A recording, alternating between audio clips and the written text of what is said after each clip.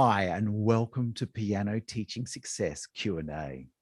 I'm Paul Myatt, sitting in for Gillian this episode.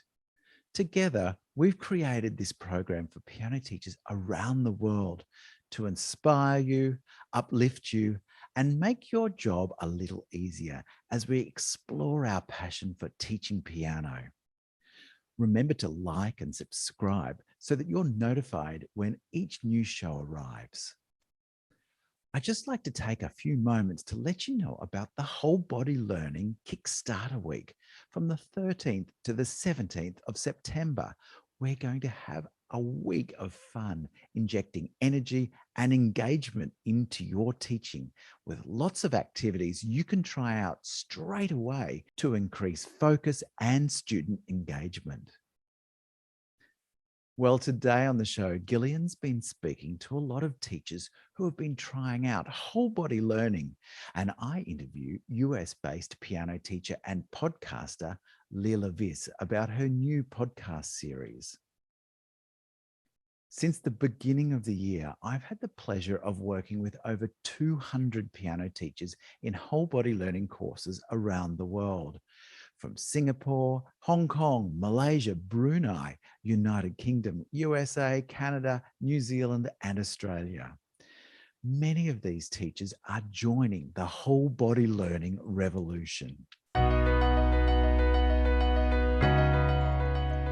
I didn't really think teaching piano could be this fun. I mean, both for the student and me. And because I was told in a very traditional way, what sitting on the piano stool was what you do. Right. In my searching, I watched some of the whole body learning videos, and I didn't have really the deep concept, but I thought that, it could be something completely different. And maybe it's the missing link. So when it comes to the approach to the music, it's already half the job done. I wasn't expecting for students to enjoy moving around quite this much. So I think this whole body learning is very, very good. I have been humbled by the incredible creativity teachers have shown and their motivation to learn new ideas. And you know, it isn't surprising. Let's face it, many of us don't have a lot of teacher training, and often the training that is available is based on teaching methods from the 1800s. So many teachers, myself included, have turned our creative talents towards engaging and motivating our students to keep them playing piano. Dorothy Chia is a Singapore-based pedagogue, teacher trainer, and expert piano teacher. Dorothy has a master's in performance and pedagogy from the University of Michigan. She explained to Gillian that half the job is done when she uses whole body learning with her students. I found that using the whole body learning method has done with my studio. The students listen better, they are more engaged, and they are excited about their music. So even though it's exam pieces, they are excited to go home and practice, and they have the, like you said, the tune in their head, and the body movement really integrated it all for them. So when it comes to the approach to the music, it's already half the job done. We're going to go and have a look at one of your pieces now, and we're going to look at a whole body learning piece that you did for a piece which I think is an absolutely sensational piece, I have to say, called March Hare. It's by Brian Chappell.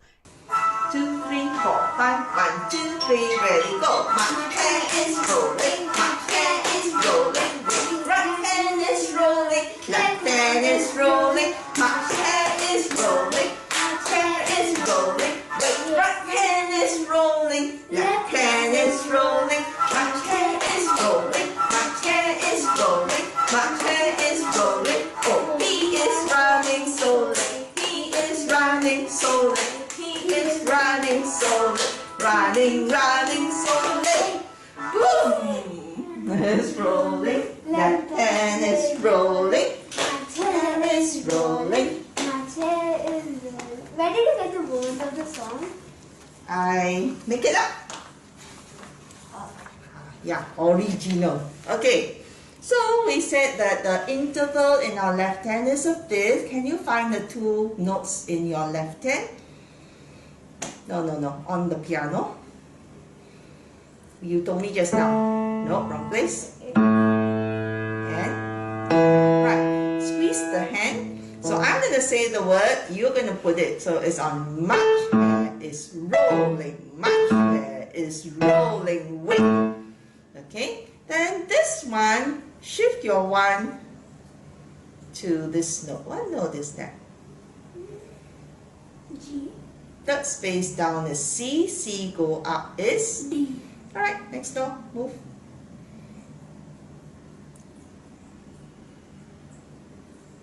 Alright, so think, line note to space note. What interval is this? Is it second, fourth, or 2, 4, 6? Is it 2, 4, or 6? You have to count. Fourth. Alright, so we're going to start again. This time say with me. March, hair is rolling, march, hair is rolling, wait. You start from the finger 1. Alright, we'll do it one more time. Get ready. March, hair is rolling, march, hair is rolling, wait.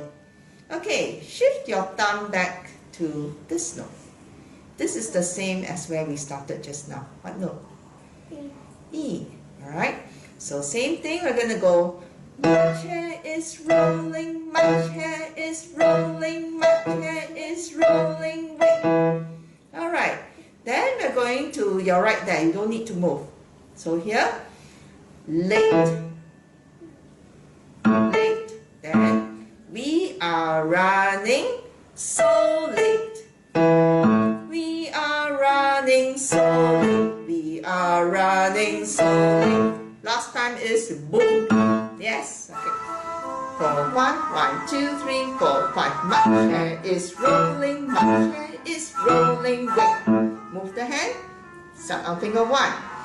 March, hair is rolling. March, hair is rolling. Wait. Move the hand back to E. Put finger 1. March, hair is rolling. March, hair is rolling. March, hair is rolling. Oh, we are running so late. We are running So late. We are running So late. We Are running so late. Boom. Nice. What were some of the kind of the differences that you might have noticed? Okay, definitely the engagement level went up, and the students were listening to themselves and listening for their own playing as well as the backing track, and so it was better listening, better grasp of rhythm and timing, and feeling the pulse of the music. So even complicated rhythms was able to be addressed real quickly without frustration.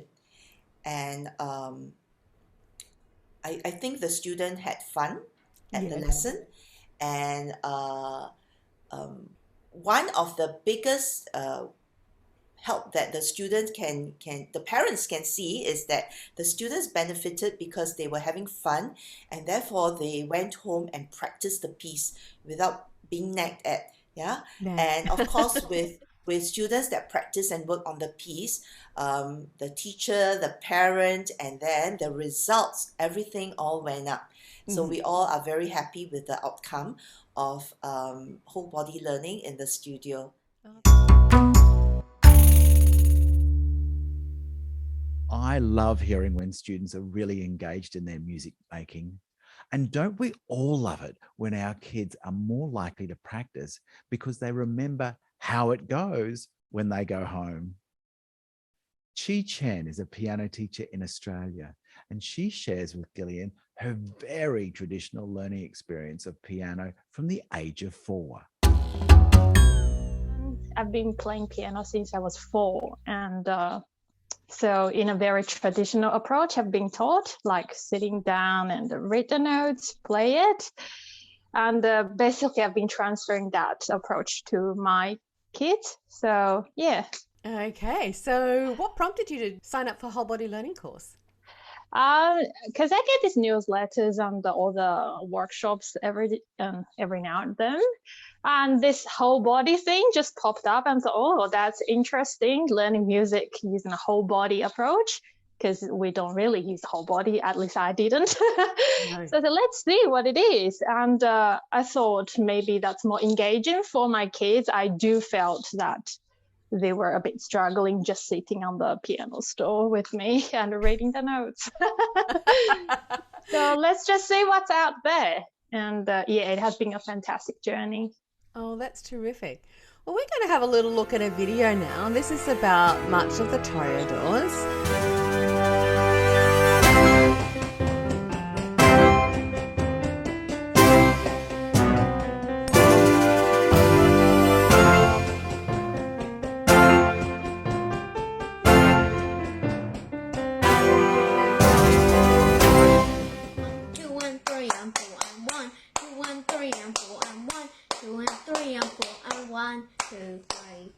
So he was I just really liked that he was like, right, I'm getting ready for Yes, this. you can see that at the beginning, I was really trying to focus. 1, 2, 3, let's go. Like when he was playing Mario, because you have Mario Kart and Yes. 3, 2, 1, then you have to press the button. He was exactly like that, very engaged. Yes, he was. He wanted to do it and he wanted to get there right. That's right. She had a different career before turning to piano teaching. After she had her first child, she decided to start teaching piano and was looking for something different to her own learning experience.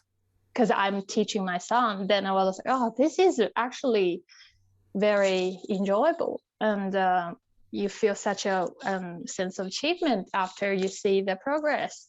So I thought maybe I wanted to step into this field. And prior to that, I was doing an engineering job. I was thinking you might have been like something. Yeah. I was thinking pharmacy. Like Clever cooking this one. and digital devices. So Okay. it's totally nothing to do with music at all. So you did an engineering degree and went off in the engineering area. Yeah, that's right. That's right. And now I really wanted to step into this field. Chi's son was a very willing guinea pig for his mum's assignments for the whole body learning course. I think perhaps he was having as much fun as she was. He seems to get it. He just started whistling the other day. I'm like, wow. Let's have a look at that now.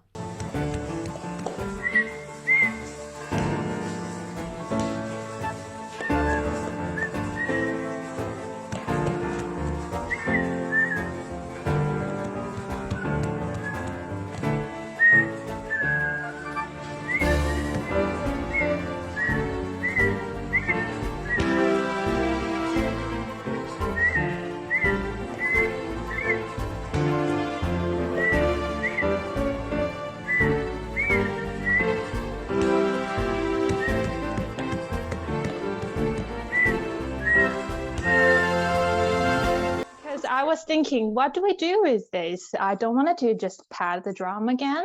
Because we can pad the drum for every single piece we can do. Yeah. But let's do something different, more whole body this time. So we had whistling for crotchets and foot stomping for quavers and patting the ball for minions. So that was really great. Yeah. And he really had a whole thing really coordinated and focused, total focus. That's right. In the middle, we had some little bumps there, but in the end, he can do it after 3 or 4 times practicing that. So good. Yeah. I was like, do I get to pat the basketball? Okay, I will do it. Inside? Inside too. That's right, because it wasn't allowed. For boys, this is very important because letting them counting crotchets and quavers, crotchets and minion just by counting very dry, like doing the beating or counting, it's very difficult. They're not going to focus very well either, and the end result is just sometimes a disaster, I would say. Yes, exactly. Yeah. But that was just so beautiful. Don't we all have those disasters sometimes? Kids telling us that they practiced every day and yet they don't seem to get any better or they practice in mistakes. That was certainly Roya Halavati's experience of teaching. Here she is with Gillian talking about how she discovered whole body learning. My whole teaching was based on Suzuki's philosophy of teaching. And how I met Suzuki philosophy. Many years ago, a friend of mine handed me a book. The name was Nurtured by Love. And I knew that it's music, but about teaching, but I didn't know that what does it mean. And the thing that I gained from that book was that I can remember is that learning music could be like learning native language based on listening, repetition, and encouragement. So I thought that, okay, how can we do that? But still we have to consider that my teaching was based on teaching notes, notation, and reading music. So I thought that, okay, listening part, we can listen, my students can listen to my performance, even they can record it or they can watch any performance in YouTube. But the problem was they listened to that, but next week they play something differently. But they said that, yeah, we listened 10 times. But it was like listening and going out and nothing happens. Okay, what's the problem? It's a missing link, but I couldn't find it. Yes. Then, okay, how do you practice the repetition part? And they said, okay, we practice every day. That's good. And I knew that, okay, it's really important to engage parents to the kids' practice time. So I asked parents that if you involve to the lesson and knowing what the kids has to do and monitoring their practice, that would be perfect. And they say, yeah, definitely. And for some parents that they weren't that busy and they could engage, they accepted to monitor their kids' practice. And the next week they said that, yeah, she practiced or he practiced perfectly. That was perfect. But still, it's completely different with the real version. What's happening here? And the other thing was the time that the kids had lack of concentration. So it was the big problem, the how gaining back to the lesson. We listen to music, but it doesn't work. I fix everything, but they are completely distracted because they had a rough day or they tired, they are hungry. So, but we tried our best. Everything is fixed. But the thing that happened that next week, they said, I can't play. I can't remember anything. Or they play something completely different. And again, I was thinking that, okay, where is the missing link? That's, yeah. And it always encouraged me to try different, different methods, learn from other teachers to see that, okay, what can I do better?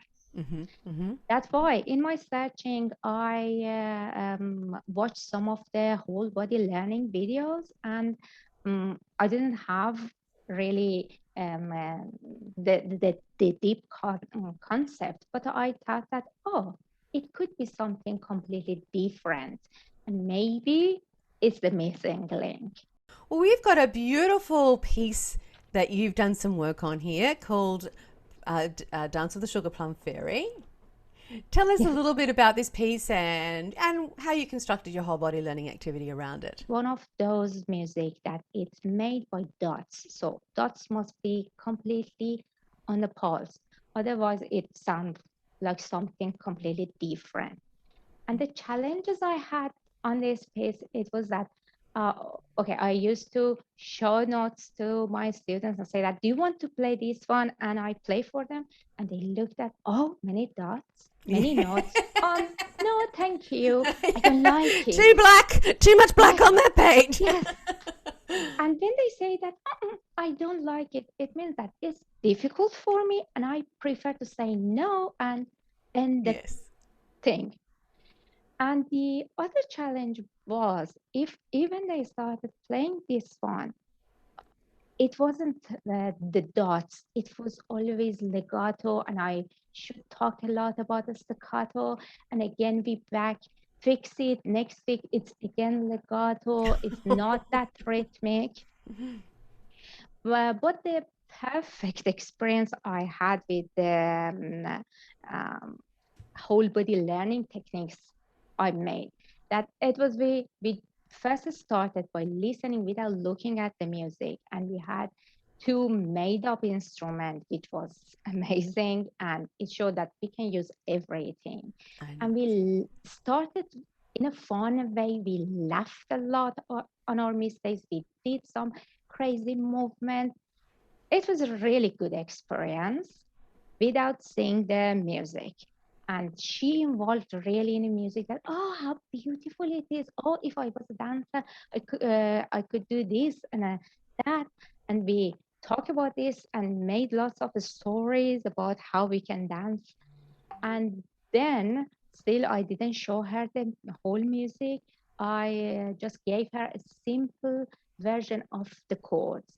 And I see that, oh, what a great progression. She can move between chords without even hesitation, or, every time I must explain that, okay, notes are this, you have to move like that. But this time the brain was ready and was curious to see that, okay, what's the next step? How can I make that beautiful music? So she did it perfectly without, any problem, and it accelerates the learning process for us. Oh, that's fantastic. Well, we're going to have a look at the video of the movement that you did with your made up percussion instruments. Sure.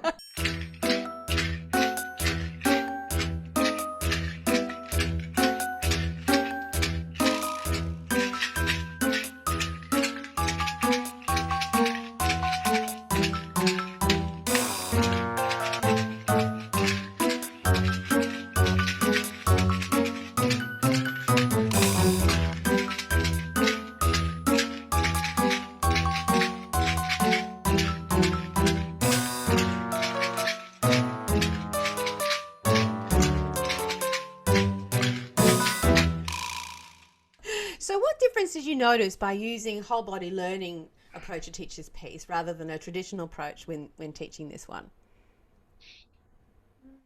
I found that with internalizing the music, with this kind of engagement before looking at that, we prepare our whole body for that music. Yeah. And then when even they start the left hand separately, it's not some meaningless notes that they come, why should I play that? They know it's a base of a beautiful melody, and they do it with happiness, not just based on a response. They feel that they are responsible to do that because my teacher said play your left hand. Yes. They play it because they like it. And even we practice the left hand separately with the backing track, and it was fun because the whole music was there, and she felt that she's part of that music with playing only left hand, and it was really good, a great experience. Yes, the backing tracks just bring the music alive, don't they? Yes, and that's amazing that I have no kids say no to backing track. When they listen, they say that it looks difficult to play with that, but I try it. I loved hearing Roya saying that her student had context when they were playing just the left hand. So often we want our students just to practice one part, but it doesn't have any meaning when played in isolation.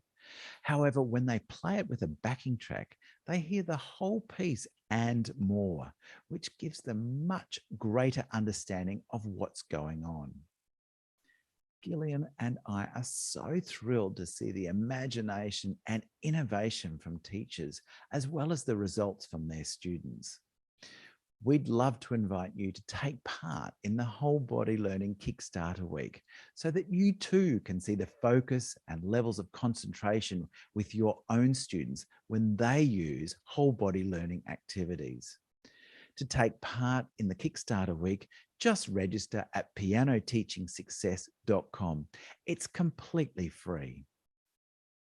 If you're watching this show, you're probably a piano teacher who is always on the lookout for new ideas and ways to develop your teaching.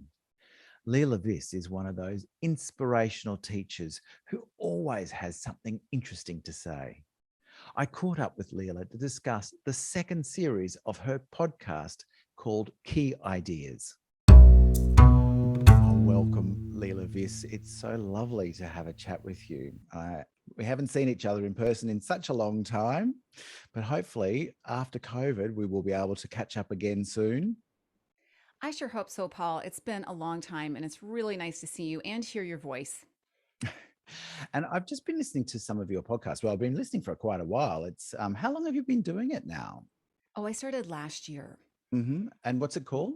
It's called Key Ideas. Mm-hmm. And it's been on my bucket list to start a podcast. And from what I'm hearing, it's the new blogging. And I kind of was wondering, who is reading my blogs? Who's reading after I write that all? So I thought, you know what, I'm going to try a podcast. And luckily I have a good friend who lives just down the road, who's my producer, and he is into podcasting as well. So I don't think I would have done it without having a good tech support. It's essential for everyone, I think, tech support. Definitely, yes. And I liked the title of your new series, From Survival to Revival. So tell me about that. Well, last year that's what we did. We all survived. Now I know you are in Australia, and now you're kind of in survival mode. We are. You watched the rest of the world kind of clamp down and into lockdown and have to pivot quickly. And when you would pivot quickly and when you have to change things in a flash, I don't think we realize what that does to our brains. And so I feel like I've had to really step back and think about, whoa, what all happened? And then let's figure out, how am I going to step forward, and what happened in the past? How is that going to inform my decisions in the future? And I liked the word survival. I thought that was a good word. And then I really liked the word revival because they rhyme. So that's kind of how it came to me. And then I don't know if you noticed this, but in the new season, I have a new theme song. Oh, and I thought, you know, I like to be creative. I like a reason to create things. So last year's theme I created as well. This year's theme I've also composed as well. And it's based on an old gospel tune, Revive Us Again.